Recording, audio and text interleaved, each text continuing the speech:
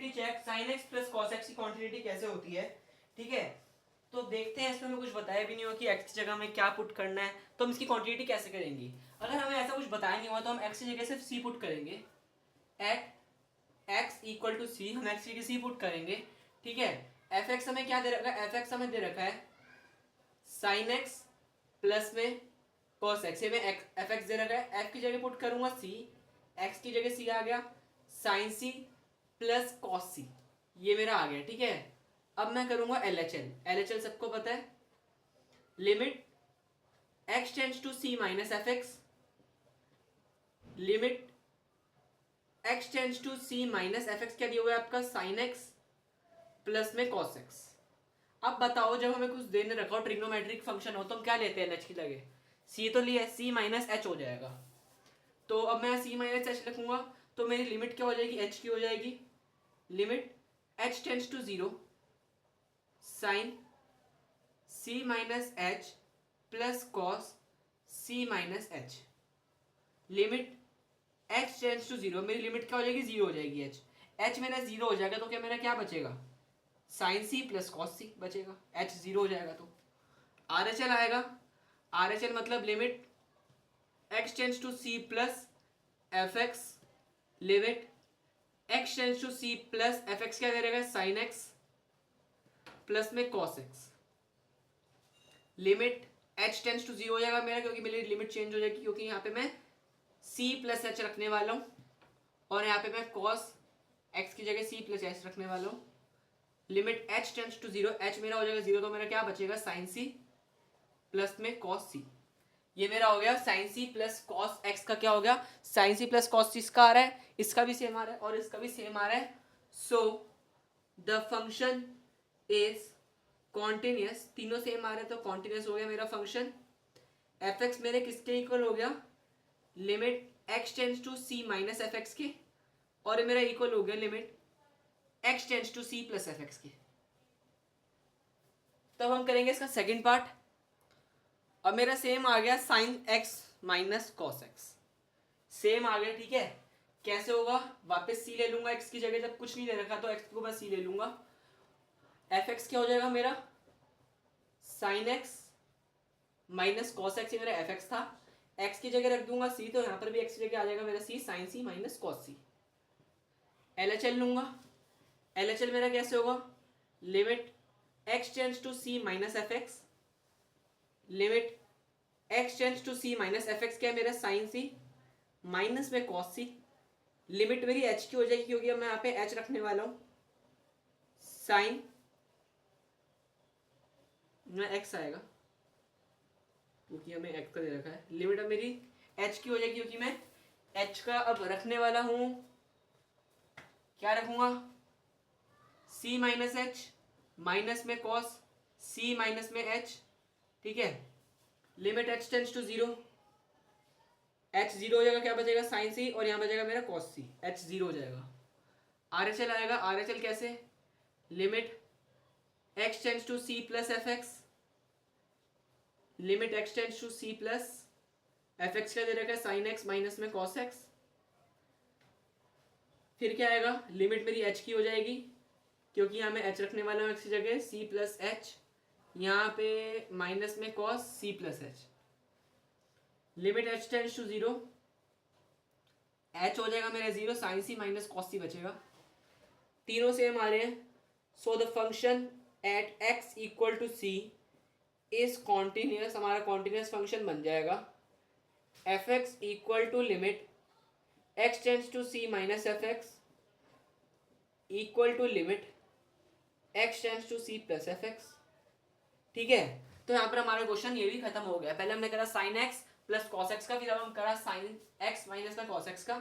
Third आएगा, आप खुद प्रैक्टिस करना, सेम है, अभी आपको मैंने करके दिखा दिए, साइन एक्स इंटू में कॉस एक्स, दो कर दिए, तीसरा अपने आप ही आइडिया हो जाता है हमें कि कैसा होगा तीसरा।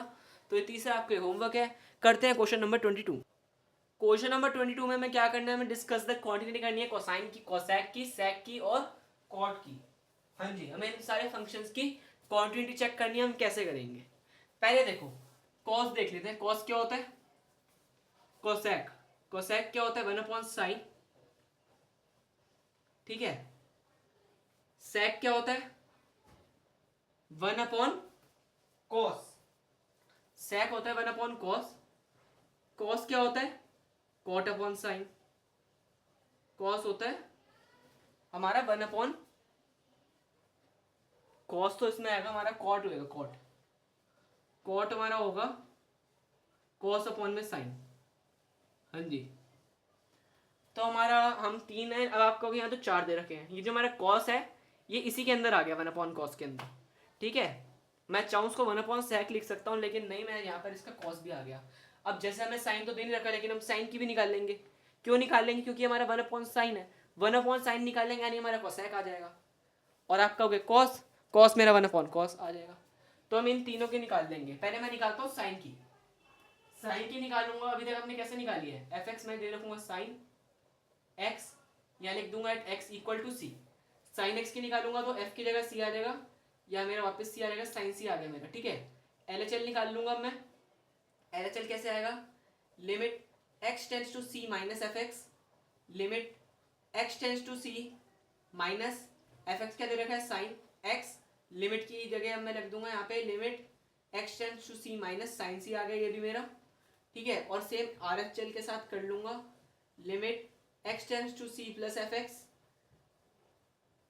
Limit x tends to c plus fx दे रखा है साइन x, और यहाँ मेरा x की जगह वापस c आ जाएगा, साइन c हो जाएगा। तीनों साइन c है, सो द फंक्शन इज कॉन्टिन्यूअस। आप यहाँ लिख देना, सो द फंक्शन इज कॉन्टिन्यूअस। अब मैं किसका करूंगा? यहाँ मैं लाइन लिख देता हूँ, क्योंकि अभी हमें cos का भी करना है और फिर इन तीनों का भी करना है। cos का बोला था ना, cos का कर देते हैं।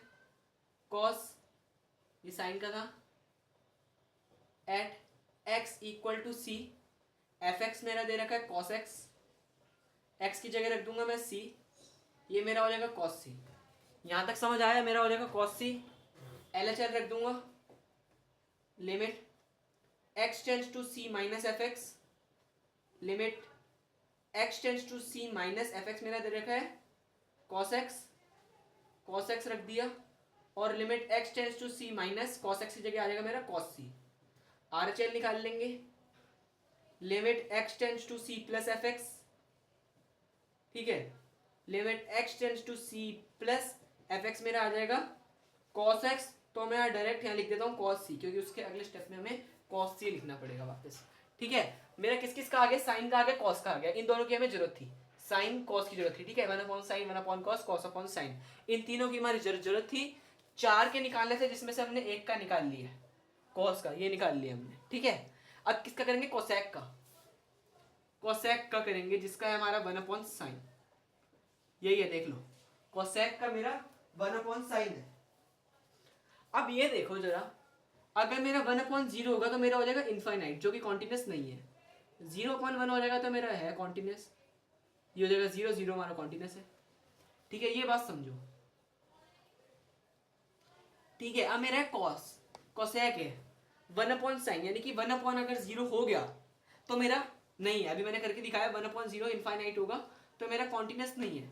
तो मुझे ये बताओ कॉन्टिन्यूस कब नहीं होगा? जब मैं x की जगह पाई रख दूंगा। अगर मैंने x की जगह पाई रख दिया 1/0 हो जाएगा, 1/0 इनफाइनाइट हो जाएगा, और इनफाइनाइट हमारा कॉन्टिन्यूस नहीं है। तो मैं कैसे लिखूंगा?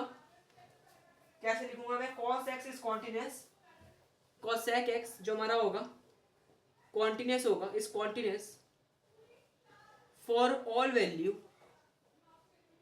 सारी वैल्यू के लिए कॉन्टिन्यूस होगा, x belongs to r, except किसकी जगह? जब आप x की जगह पाई रखोगे। अब आप x की जगह पाई रखोगे, साइन पाई हो जाएगा, 1/sin पाई 0 हो जाएगा, साइन पाई क्या हो जाएगा? 0, 1/0 इनफाइनाइट हो जाएगा, जो कि हमारा डिसकॉन्टिन्यूस शो करता है। तो हमारा जो कोसेक होगा वो हर स्टेज पर हमारा होगा कॉन्टिन्यूस, अगर मैं x की जगह पाई ना रखूं। यहाँ मैं लिख दिया except x pi, cosec is continuous. Sec का कैसे करूंगा? अब मेरे को देखना है cos x मेरा कब डिसकॉन्टिन्यूस होगा? अगर मैं पाई/2 रखूंगा, यानी कि 90 पर।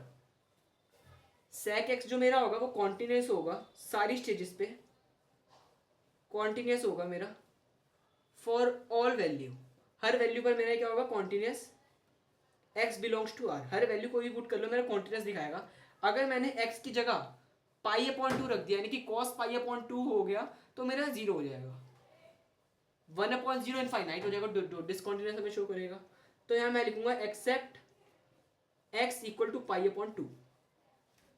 किस किस का हो गया, कोसेक का भी हो गया, सेक का भी हो गया। अब रह गया कॉट का। कॉट मेरा क्या होता है, cos upon sine, cos x upon sine x होगा। वापस डिनोमिनेटर में साइन एक्स आ गया। साइन एक्स 0 कब होता है, पाई पर। अगर यहाँ मैंने पाई रख दिया तो मेरा क्या हो जाएगा, डिसकॉन्टिन्यूस हो जाएगा। बाकी सारी वैल्यू पे कॉन्टिन्यूस है, तो मैं यहाँ लिख दूंगा cot is continuous for every value x belongs to r except x equal to pi. अगर x की जगह नीचे पाई आ गया तो मेरा डिसकॉन्टिन्यूस होगा। वही बात है ऊपर वाली, 1/0 इनफाइनाइट जो कि हमारा क्या शो करेगा, डिसकॉन्टिन्यूस। 0.1 0 शो करता है जो कि हमारा होगा कॉन्टिन्यूस।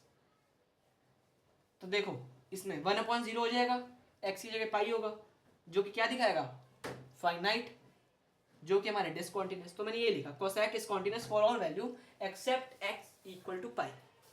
सो यहाँ पे हमने क्वेश्चन 22 तक कर लिए हैं। अगर आपको वीडियो अच्छी लगी तो लाइक कर देना। Thanks for watching.